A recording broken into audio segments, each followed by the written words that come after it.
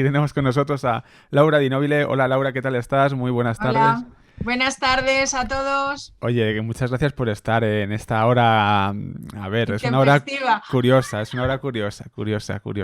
Eso es, eso es. Pero bueno, estamos experimentando también nosotros. Es que hoy como tenía fiesta en Madrid, pues he podido hacer esto, Laura. Así que vamos a darle, ¿no? ¿De qué nos vas a hablar hoy? Bueno, pues hoy os voy a hablar de una necrópolis poco conocida y de unas momias más conocidas que la necrópolis. Lo he titulado La necrópolis de Gebelein porque es el lugar de donde vienen estas momias. Vamos a hacer una introducción. Gebelein, que según estáis viendo en el mapa y los Sí. que no lo veis, está situada al sur-oeste de Luxor, está en el lado oeste, muy cerca de Armand, un poco más al norte del Cap, o sea, más o menos por ahí. O sea, yo lo he marcado aquí en el mapa, pero para que os hagáis una idea, al sur-oeste de Luxor. Está más o menos a unos 28 kilómetros de Tebas y tiene un paisaje, bueno, su nombre significa las dos montañas, las dos colinas. Tiene un paisaje muy parecido al que teníamos en Abidos, en Amarna, es decir, esas dos montañas, esas dos colinas que se ven y nos van mostrando el renacer, es decir, pues igual que lo teníamos en Abidos. No me quiero enrollar. Por ahí ha Tú pasado, dale. como siempre, muchos investigadores, muchos arqueólogos, unos mejor trabajados que otros. Tenemos, por ejemplo, a Gastón Masperó, que como no, llegó a ser inspector, digo, jefe, director del Servicio de Antigüedades. Eugene Grebot, desgraciadamente conocido porque a él le gustaba mucho organizar estos grandes espectáculos de desvendaje de momias. Aquí hay una Mm, pintura que lo representa y claro, eso no lo podemos evitar, ¿no? No sé, no, tenemos que mencionarlos. Después estuvo por ahí Percy Newberry, que bueno, excavaba también un poquillo rápido. Voy a mover esto porque si no, no se ve. George Daresi, Wilbur Fraser, George Foucault, estos son quizás menos conocidos. Pero los que estuvieron sobre todo trabajando, digamos que en los últimos tiempos de estas épocas, eran Virginio Rosa y Francesco Ballerini. Creo que es Virginio porque no lo veo. sí, A Virginia. ver, sí, Virginio, es que lo tengo tapado. Francesco Ballerini y bajo la dirección de Ernesto Schiaparelli. De Schiaparelli supongo que todos habréis oído hablar alguna vez, yo creo que inclusive lo he mencionado, uno de los primeros grandes arqueólogos italianos, siempre vinculado al Museo Egipcio de Turín, que dirigió varias excavaciones, entre ellas trabajos en Deir el Medina, la tumba de Nefertari, y dirigió Gebelein, donde tuvo como colaboradores a estos dos caballeros. He traído esta imagen de Ballerini, en la que veis que está literalmente vestido pues como los habitantes del lugar. Parece ser que le gustaba mucho identificarse con ellos y son varias las fotografías que tenemos de este hombre así, ¿no? Bueno, en aquella época, ya sabéis, lo hemos mencionado alguna vez, la documentación arqueológica eh, no era tan buena como nos gustaría hoy, ¿no? Pero sí sabemos, por ejemplo, que Schiaparelli, igual que Flinders Petrie, fue uno de los primeros en trabajar con fotografía. Entonces disponemos de muchas fotografías. Pero sí, por ejemplo, Francesco Ballerini fue tomando notas en una serie de diarios. Aquí en el medio os he puesto un par de páginas de sus diarios que se conservan en el Museo Egipcio de Turín, donde va reproduciendo algunas inscripciones, algunos dibujos y donde va tomando una serie de notas. A ver, ¿por qué no se me mueve la pantalla? Ahora. Ahora, bien, una imagen, una idea de cómo es la zona de Gebelein. La tenemos en un mapa a la izquierda. Hay varias zonas distintas. Hay una que es conocida como la zona M, que es un cementerio donde había un templo de Hathor. Luego hay otras necrópolis como la F, la G, la H, etcétera, pero sobre todo en la parte más al norte había unas canteras. Claro, cuando decimos canteras ya podemos un poco asustarnos, ¿no? Porque ya sabemos lo que pasa. Las canteras, algunas todavía se están utilizando, son de piedra caliza y de pedernal, y además hay toda una zona, a ver si esto me funciona, por aquí, por el noroeste, justo al norte hay un pueblo actual, en Gebelein, y que desgraciadamente ha ido creciendo como alrededor de estos montículos y cubriendo zonas que no se excavaron muy bien antaño o que no se excavaron para nada. Desgraciadamente podemos decir casi que están perdidas. Os he puesto dos imágenes, arriba tenemos una de la época de Schiaparelli y otra abajo como está actualmente. Más o menos se distingue la roca principal, pero lo demás ha cambiado considerablemente. Esto no tiene que ser raro, como bien sabéis todos, porque también lo hemos mencionado alguna vez, los pueblos, los cultivos, las necrópolis actuales en Egipto van avanzando sobre terrenos arqueológicos. Actualmente muchos de estos terrenos se van cerrando por parte del Servicio de Antigüedades, se va poniendo una serie de muros que los rodean, pero no siempre. Bien, esto está hoy que no funciona. Un poquillo de historia, alguna cosa ya os la he mencionado. A la izquierda volvemos a tener la zona de excavación, y a la derecha una imagen del lugar donde estaría situado el templo de Hathor. Lo que sabemos es que esto estuvo ocupado allá por el 4000 a.C. y es muy posible que antes también, en el periodo este que nosotros conocemos Nagada. De hecho, en Nagada va a aparecer un lienzo del que vamos a hablar luego. Luego, un poquito más adelante en el tiempo, hacia el periodo de Nagada II, van a surgir una serie de tumbas, pozos rectangulares, aunque esas no son exactamente esas con las que os quiero hablar, pero sí unas cerámicas muy características que son estas rojas que en la parte de arriba son negras, que eso es son míticas claramente, esas, son míticas esas, son que siempre están. Efectivamente, claro, porque es que son nubias y parece ser que gustaban mucho o se consideraban digamos, de importancia el tenerlas, por lo tanto las hay por todos lados. Pero después se ha encontrado, por ejemplo, sabemos que Sankara Mentuhotep, allá por la dinastía 11, ha aparecido hoy un relieve que nos dice que en esa zona llevó a cabo un reclutamiento de tropas porque quería realizar una expedición al Punt. Ergo, Hatshepsut no fue la única que realizó expediciones al Punt. Como bien sabéis, hoy día no estamos seguros de dónde estaba situado. Se calcula que más o menos por la zona de Eritrea, Somalia, por ahí. Luego parece ser que la zona estuvo controlada durante un periodo por los Hicsos, ya os he hablado de las canteras, y que también se sabe que en época tolemaica fue un centro administrativo importante.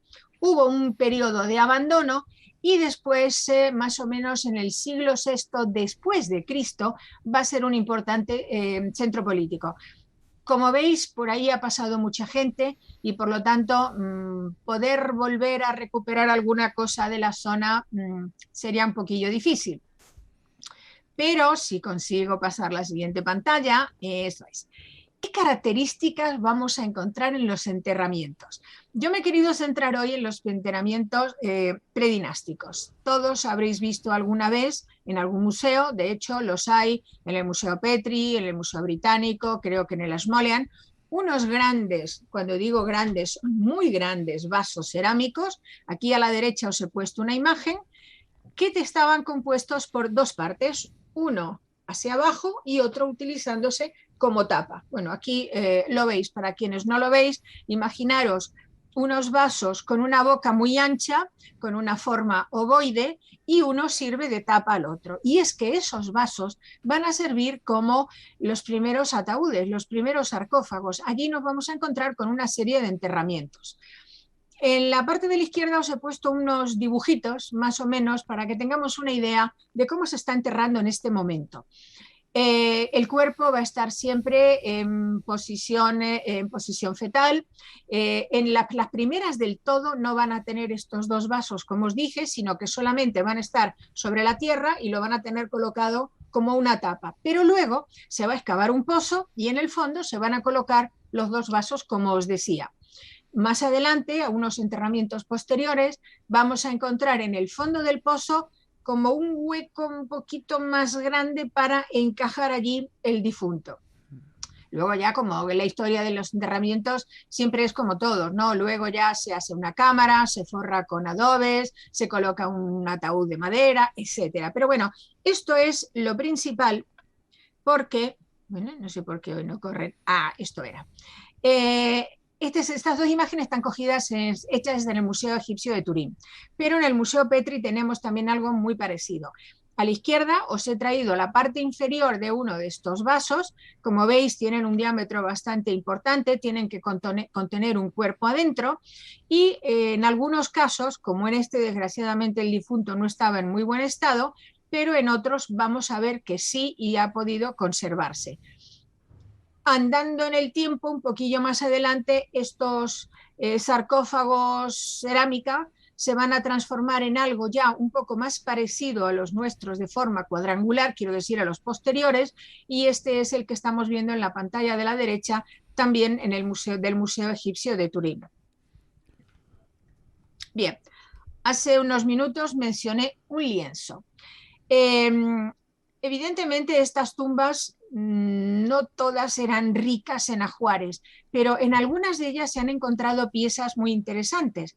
Y en la imagen de la izquierda tenemos los restos de lo que seguramente fue un magnífico lienzo funerario. Si hacemos todos un poquito de memoria, todos habremos oído hablar de la famosa tumba 100 de Nagada, en la que hay toda una pared en una tumba pintada con un fondo amarillo y unas escenas de varios barcos. Bien, algo similar, poco podemos saber, pero algo similar, es lo que se encontró en una de estas tumbas. Está datado en Nagada 1C o 1A y es, como veis, bueno, lo que estamos viendo en pantalla son distintos trozos del lienzo. Os he puesto dos un poco más aumentados a la derecha y están colocados como pudo ser el lienzo. Tenemos que tener en cuenta que las telas con el tiempo se van descomponiendo, son elementos orgánicos y si no están bien conservadas no nos llegan bien. Bueno, en este caso nos han llegado unas imágenes como un personaje aquí con el cabello largo, arriba tenemos un barco, lo que no vemos, pero hay otro barco más, es decir, estos elementos, quiero decir, la iconografía de este lienzo podría ser muy bien, muy parecida a la famosa tumba 100, es decir, una serie de imágenes que se nos querían transmitir. Bien. No he traído elementos de ajuar porque esto era mucho y yo me enrollo, pero sí he querido traer estos dos cofrecillos hallados en una tumba de la dinastía Quinta, muy posterior a los enterramientos que veíamos antes, y que pertenecían a un tal Perim. Este Perim seguramente era un personaje de alcurnia, importancia y con dinero, porque estos cofrecillos realmente no se los podía permitir todo el mundo. Son relativamente pequeños, tienen aproximadamente, me parece que unos 25 centímetros de largo, están hechos con una madera importada, son de ébano. El ébano, como sabéis, no crecía en Egipto, sino que venía del centro de Egipto, pero sobre todo la decoración con dibujos geométricos está realizada toda a base de trozos de marfil con trozos de turquesa y algo de fayenza. La fayenza ya se está utilizando en esa época. La verdad es que nunca los he visto abiertos, no sé cómo son por dentro, pero me imagino que estarán divididos en compartimentos como muchas de estas cajas que hay en los museos. Oye, pero Están en el Museo de Turín. ¿Qué? ¿y qué tenían? Perdona. Bueno, no Sí. nos describen lo que tenían, los arqueólogos no nos lo cuentan, pero vamos a ver unas piezas tan bonitas, tan preciadas y tan bien decoradas, porque fijaros el de la derecha cómo está conservado, tendrían piezas de valor, alguna cosa de valor, quizás algún collar, algún espejo, quizás algún frasquito de estos donde, a pesar en la dinastía Quinta, ya tenemos frasquitos y vasos pequeños con ungüentos, alguna cosa así, ¿no? Pero yo creo que a todas las chicas nos gustaría tener uno, a mí por lo menos. Bueno, y ahora vamos a las momias. Perdón, chicos. Bien, hemos hablado de que las momias, o vamos a hablar mejor de cuerpos disecados, que es como tenemos que describirlos, los vamos a encontrar en posición fetal. Hacia 1880 más o menos, Wallis Budge, del que hemos oído hablar muchas veces, va a Egipto, está por la zona de Gebelein y lo llevan a unas cuevas donde hay una serie de personajes enterrados. Allí se hace con 6 piezas, 6 restos humanos, como los dos que estamos viendo aquí, y se los lleva al Museo Británico. Entran en el Museo Británico hacia 1900. No todos estaban en muy buen estado. El que estaba en mejor estado es el que tenemos a la derecha, que todo el que haya ido al Museo Británico lo habrá visto alguna vez porque está expuesto desde entonces y es conocida cariñosamente como Ginger. Científicamente es el hombre A.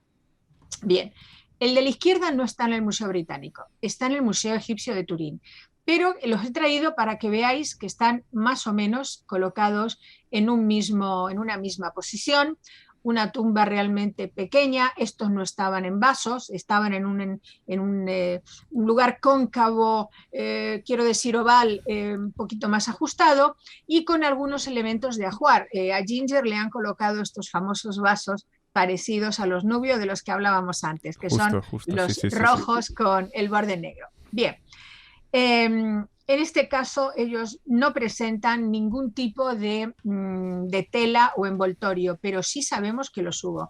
Si nos fijamos en el de la izquierda, vamos a ver concretamente que en una pierna, veis, bueno, algunos lo veis, otros tienen unos trozos de esterillas, imaginaros unas esterillas realizadas con cañizo muy finito, que en muchos casos en esta época se utilizaban para envolver a los difuntos.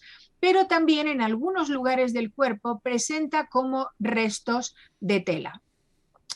¿Cómo se colocaban los difuntos? Pues lo más probable es que se colocaran vestidos, porque en algunos de ellos se han encontrado como, digamos, la impronta del dibujo de un tejido en la piel, envueltos en telas, pero pensad que, como decíamos antes, las telas desaparecen inmediatamente, pues son elementos orgánicos, y lo más probable es que muchos de ellos tuvieran como un revestimiento, una esterilla o sí, como si fuera cestería, pero colocado por encima.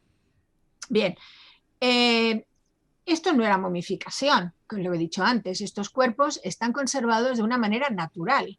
En esta época la momificación no existe, aunque es muy probable que los egipcios, aunque más no sea por observación, supieran que si estos cuerpos se dejaban en el desierto, se iban a secar y se iba a conservar.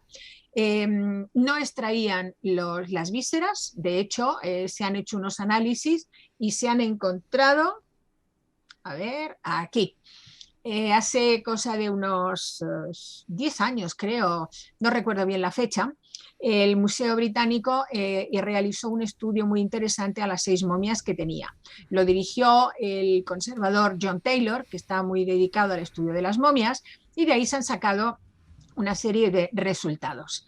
Lo que decía antes, no se les extraían los órganos, de hecho, se observan por el escáner de, ¿cómo se llama esto? Computerizado, creo que es esto, la tomografía computerizada, no me sale la palabra.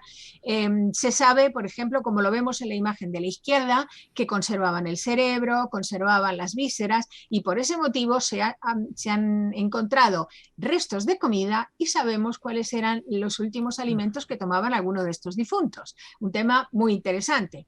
En estos estudios es cuando se han encontrado restos de tela. Aquí a la derecha os he puesto una imagen que se puede encontrar también en internet, en la que se puede ver como la impronta sobre la piel de unos restos de tela. La tela ha desaparecido, pero esto ha quedado pegado. ¿Qué ha pasado? Pues que el calor, el desierto, ha hecho que se fueran disolviendo los elementos orgánicos alrededor, pero a la vez ha ido disecando lo que es la piel y el resto del cuerpo. Eso ha hecho que este secado ocurre, según decía en una publicación muy interesante, me lo estáis viendo en pantalla, ¿verdad? Sí, sí, sí. Aquí lo tenéis. Es un libro muy interesante del Museo Británico en el que cuentan todo este estudio y en el que dicen que evidentemente este secado ocurría en muy pocos días, es decir, que era como si fuera una cámara especial en la que el cuerpo iba no desapareciendo, sino disecándose y a la vez conservándose. Este estudio pues dio lugar a otra serie de estudios de otros cuerpos disecados que se encontraban en otros museos. Y entonces han empezado a salir nuevos temas tan interesantes como que algunos de ellos tenía unas marcas que, estudiadas con las nuevas herramientas que se tienen actualmente, se han empezado a encontrar una serie de tatuajes. ¿Veis que no hemos inventado nada? Tatuajes que estaban a lo largo del cuerpo. Aquí estamos viendo imágenes, en este caso a la izquierda, del mismo individuo, pero a la derecha es otro individuo al que le han encontrado una serie de tatuajes en el cuello y en otros lugares del cuerpo. Si pensáis en unas figurillas de fayenza de mujeres que suelen tener las piernas cortadas, se llaman bailarinas, concubinas, etcétera, vamos a ver que muchas veces tienen unos dibujos sobre las piernas. ¿Eran representaciones de tatuajes? Pues es muy probable. Bien, sigamos a ver qué más he traído. Sí, hablábamos de un posible recubrimiento de tela o de esterilla. Evidentemente también he dicho que de eso queda muy poco. Pero las fibras, que casi siempre eran más o menos las mismas, podemos estudiarlas a través de estas macrofotografías. La de la izquierda es la de una cesta que está hecha con este mismo tipo de fibra, evidentemente ya sabéis, vegetal, no se ve quizás demasiado el entramado, pero sí se ve cómo se iban cruzando las distintas fibras. Es decir, no sé si alguna vez habéis probado a tejer algo, pero sabéis que se van alternando los hilos, bueno, pues eso mismo, pero en fibras más gordas. A la derecha sí vemos lo que sería el entramado de una tela funeraria. Los sarcófagos o ataúdes van cambiando en el tiempo, se van, podemos decir, perfeccionando o mejorando. Este es el mismo, se encuentra en el Museo Egipcio de Turín. Como vemos, es una caja cuadrangular, es una caja doble porque tiene una parte que está metida dentro de la otra, es decir, como si dos cajas rectangulares las metemos una dentro de la otra. Está hecho con cañizo y en el interior se encontraba el difunto.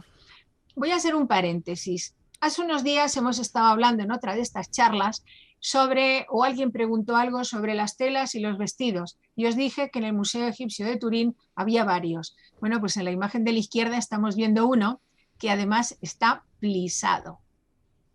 Para quien no sepa lo que es plisado, es la tela dobladita que forma un diseño. Cierro el paréntesis.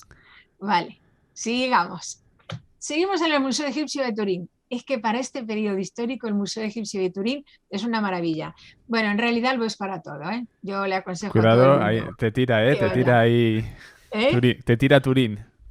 Bueno, la verdad es que sí. Hace me parece que 2 años, no sé, el tiempo pasa muy rápido, pero que fue hace 2 años, nos fuimos con un grupo de alumnos y estuvimos adentro del museo 2 días. Salimos solo para comer y porque ya nos echaban, porque cerraban el museo. O sea, fue una gozada. Bueno, seguimos y vamos a ver un ataúd, vamos andando en el tiempo, ya se hacen en maderas, se hacen con maderas. Es cortito, el ataúd está cortito, es decir, quiero decir, el cuerpo no está extendido, sigue estando en posición fetal en el interior, pero ya vemos que el ataúd empieza a tener un diseño determinado, que aquí casi podemos decir que estos son los primeros diseños de la fachada de palacio. La parte superior es cóncava y tiene como unas protuberancias cuadrangulares a los lados que seguramente servían además para levantarlo y que luego lo vamos a ver en el Reino Antiguo en piedra. Bien, adentro de este ataúd se encontraba un paquete muy grande, que lo tenemos aquí en la fotografía de la derecha, y que afortunadamente ya no se abren los paquetes funerarios, por lo tanto no se ha desvendado. Y sabemos que en el interior hay una persona. El paquete está, bueno, lo que no he dicho es que las maderas del ataúd son maderas muy buenas, entre ellas hay cedro del Líbano, por lo tanto estamos hablando de alguien suficientemente importante como para poder tener esa calidad de maderas en el ataúd. Bien, el paquete está envuelto con distintas telas, muchas telas, y que además son diferentes. Esperar que voy a mover esto porque no sé si lo veis, pero si no. A la derecha estamos viendo la radiografía del difunto que hay situado adentro. Posición fetal, muy dobladito y con una serie de telas muy distintas. A la izquierda tenemos una imagen, esto está en el Museo Egipcio de Turín también, creo que lo he dicho, Sí. una imagen de las distintas telas, es para que lo busquéis en internet luego, para quien no lo vea, de las distintas telas. Fijaros el distinto tipo de tejido que vemos en unos con la audimbre más separada, los hilos más separados, luego otro de mejor calidad que está mucho mejor tejido y luego un detalle de otro que está mucho mejor. ¿Qué se utilizaba para envolver los difuntos? Pues las telas que generalmente habría en casa. No vamos a hablar de un rey, vamos a hablar de la gente corriente. Hemos encontrado, bueno, se han encontrado restos de vestidos, restos de toallas o sábanas, restos de todo tipo de telas que se utilizaban en la casa. De hecho, algunas se han podido ver porque tienen bordados, porque tienen inscripciones. El estudio de las telas es muy interesante. Esto da para otra charla. Bueno, pero lo curioso además que este difunto tenía unas sandalias que vemos aquí en la fotografía que os estoy poniendo. No nos tiene que extrañar, muchos difuntos se han llevado al más allá unas sandalias, algunas muy sencillas, los reyes de oro, pero nos sirven precisamente para ver cómo estaban realizadas, que generalmente la parte inferior era un entramado de fibras, inclusive de papiro. Bien, volvemos a otro sarcófago, un poquito mejor que el anterior. Este ya es el de Perim. Perim es el de las cajitas bonitas que veíamos antes. Este también tiene mezclas de tablas. Si nos fijamos en la fotografía, nos fijamos arriba, este sarcófago, o ataúd, mejor dicho, está hecho con distintas tablas unidas entre sí, pero fijaros que las tablas no son todas iguales, como tampoco lo son las de abajo. Es decir, se iba cortando el tronco como se podía y así se unían. Tenemos que pensar que lo más que probable esto estuviera decorado posteriormente. Bueno, a la derecha os he puesto una foto antigua de la época de Schiaparelli en la que se ve los restos de la mastaba de Perim. A ver, ¿qué más tenemos? Sí. Entre otros enterramientos que aparecen en la zona de Gebelein, aparecen estos dos ataúdes. Son ataúdes, como veíamos el de antes, que era un poco corto, el difunto está doblado, está en posición fetal, y son dos distintos, aunque parezca el mismo, son dos diferentes. El de la izquierda, vemos que este hombre ha sido todo vendado, los brazos por separado, las piernas por separado, los pies por separado, es decir, que estamos aquí con unos primeros momentos de cómo se querían momificar o conservar el cuerpo. El de la derecha quizás ha tenido más suerte, seguramente está también vendado muy separado como el que tenemos a la izquierda, solo que además este lo han envuelto en otras telas como el paquete funerario que veíamos hace un ratito. Pero fijaros, por ejemplo, que la cabeza, que se mantiene en muy buen estado, tiene pintado la carita, los ojos. ¿Veis que los tiene pintados? Sí, sí, sí, sí, sí. Bien, sigo. Algún ataúd más a la izquierda, es importante verlo porque fijaros lo que decía antes de las tablas. Las tablas se cortaban pues como se podía o como el árbol lo permitía y luego lo lógico era pintarlas un poco para que quedaran en mejor estado. Y a la derecha os he traído el enterramiento de una mujer en la que aparecieron varios de los vestidos que mencionaba antes. No todos los ataúdes eran bonitos, ni todos tenían formas. El que vemos en la imagen de abajo literalmente es un tronco excavado, de hecho en un lado es más estrecho, en el otro lado es más ancho y ya nos vamos a encontrando que los difuntos van a ser colocados a lo largo, estirados. Pero seguimos sin tener una momificación. Estamos teniendo todavía lo que es la conservación de los difuntos natural.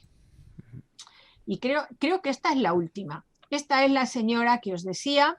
Lo que tiene aquí son los vestidos doblados. Aquí vemos justo el que estaba plisado, un trabajo realmente increíble para la época. Y si mal no recuerdo, había unos 13 o 14 vestidos que la envolvían. Me parece que es la última. No, no es la última. Para quien pensaba que terminábamos, no. En esta zona de Gebelein, en el Reino Medio, también va a haber enterramientos. Y algunos enterramientos van a ser con estos grandes ataúdes ya mucho mejor hechos, más pintados, y su característica va a ser que, por ejemplo, como este, que es de Mereru, en la tapa o quizás en el interior van a llevar auténticos menús funerarios, inclusive alguno un calendario. Y me parece que esta sí, no. Este es el calendario del que os hablaba, es que no recuerdo cuál es la última, lo siento, No, chicos. dale, dale. Fijaros, de este ataúd solo se conservan lo que sería la capa interior, la fina capa interior de madera. El resto se ha carcomido. Pero fijaros todas las inscripciones, toda la información que nos pueden dar estos ataúdes. Esto ya es posterior a lo que hablábamos antes, esto ya es del Reino Medio y los ataúdes, digamos, toda esa información que antes teníamos en los primeros reinados, sobre todo en la dinastía cuarta y quinta, que teníamos en las paredes de las tumbas, en el Reino Medio se van a transferir a lo que son los ataúdes de madera. Con esta sí he terminado. Pues fíjate, Laura, que Dime. hay una cuestión interesante que ha sido ver la evolución de los enterramientos en cierta medida, cómo se empezaba a enterrar a la gente. Y sobre todo la cuestión de los vendajes y además que se enterraba con todas las vísceras. A mí eso me parece muy, muy interesante, ¿no? Esa evolución. ¿Cuándo se tiene constancia, cuándo se sabe que ya enterraban de la manera más tradicional? Bueno, podría haber ya unos primeros pinitos en el Reino Medio, pero realmente yo creo que no soy experta en momificación, pero nos encontraremos ya lo que sería principios del Reino Nuevo. La momificación no se llevó a cabo toda igual, ni toda igual a lo largo del tiempo. Para empezar, iba en función del poder adquisitivo del difunto o de sus familiares y además quizás podemos decir que el no va más, el culmen de la momificación es en la dinastías 18 y 19, cuando se conservan los cuerpos de los personajes de la familia real. Pero entonces en el caso de la dinastía cuarta, que son las grandes pirámides, en ese caso no era la momificación como la No, conocemos. no, no hay momias, no. En ese caso el cuerpo se venda mucho y se intenta proteger de alguna manera. De hecho, en Giza han aparecido por lo menos creo que dos, y uno lo podéis encontrar en el Museo Fine Arts de Boston, que es un recubrimiento del cuerpo. El cuerpo está vendado y el cuerpo tiene todo un recubrimiento como si fuera de yeso, de escayola. El de Boston ha sido reconstruido, el otro es que no me acuerdo dónde está, y como para tapar el cuerpo e intentar que no se descomponga, que eso era la función principal. No llegaron a enteros hasta nuestros días, aunque uno de ellos ya os digo que sí ha sido reconstruido, por lo menos en parte, en el Fine Arts, y también me parece que todavía permanece en la tumba el enterramiento de un tal, creo que es Nefer, que todavía hoy conserva todos sus vendajes. De hecho, está, inclusive se conserva sobre su momia un gran collar ancho. Ya sabéis que yo miro siempre el collar primero. Pero bueno, lo que voy es la conservación. O sea, vamos a ver. En el reino antiguo se intenta, ya se sabe que el cuerpo se seca en el desierto, se sabe que se puede conservar, se intenta colocar en un ataúd con vendajes, con telas, o sea, se va intentando lo que es una conservación. Luego ya la evisceración posiblemente esté también en el reino antiguo, la verdad es que no lo recuerdo ahora mismo, pero no, yo creo que es en el reino medio. Eso me lo tengo que estudiar. Reino Medio. También apasionante el Reino Medio, por cierto, del que poco se habla, pero que tiene un montón de cosas el Reino Medio y es el gran desconocido. El Reino Medio yo siempre lo he considerado la edad de oro del arte, sobre todo del Antiguo Egipto. De hecho, en el Reino Medio es cuando aparecen los ajuares de las mejores joyas. Es que siempre voy a lo mismo, chicos, lo siento. Pero no, bromas aparte, en el Reino Medio tenemos un arte, una escultura, una pintura mucho más, muy, muy interesante. Por ejemplo, del Reino Medio hay otra característica que no le he mencionado porque es que tuve que quitar fotos de lo de Gebelein, pero en Gebelein, en algunos enterramientos empiezan a aparecer lo que nosotros llamamos maquetas. no son maquetas, pero si recordáis, en el Reino Antiguo, en las paredes se iba representando la vida cotidiana, muchas escenas de la vida cotidiana. En el Reino Medio, como decía, muchos textos y mucha información se va a colocar en el ataúd, pero además en forma de pequeño granero, un barquito y cosas así, eso lo habremos visto en muchísimos sitios, empiezan a colocarse sobre el ataúd, es decir, el ataúd cerrado, y encima se van dejando estas maquetas. De hecho, en Gebelein, que también está conservado en el Museo de Turín, hay una maqueta que es una preciosidad porque está hecha en barro, es así de grande y tiene toda una serie de graneros y nos muestra perfectamente cómo podían ser los graneros de la época. Qué bueno, qué bueno. Nos dicen por aquí, viva el Reino Medio. Aquí hay gente que es fan del Reino Medio. También muy bonito el ataúd, nos dicen el último, el ataúd que habías mostrado, Laura. Pues nada más, si no hay más cuestiones, muchísimas gracias por estar hoy a estas horas raras con nosotros. Gracias a todos. Y nada, la última, ¿qué actividad tenéis ahora en el Centro Elba? Bueno, pues ahora estamos lanzando los cursos online, que hemos sacado 18 cursos online, todos diferentes, y los hemos presentado como regala un curso. Si no sabes qué regalar en las fiestas, además diciendo que no nos llega nada porque los barcos están atrasados, pues se pueden regalar cursos, están todos abiertos desde noviembre hasta finales de enero. Y os podéis apuntar a 1, a 2 o a todos los que queráis. De hecho, tenemos una alumna que se ha apuntado a 5. Bueno, qué bueno. O sea que son cursos de todo, de Egipto, de Roma, de Grecia, de Mesopotamia. Los tenéis todos colocados en nuestra página web. Os invito a visitarla. Pues ahí la estamos compartiendo ahora mismo en directo. Muchas gracias, Laura, por estar hoy cuando son las 4:14 de la tarde. Un abrazo. Adiós. Y cuídate mucho. Adiós, gracias, chicos. Adiós. Ahí teníamos a...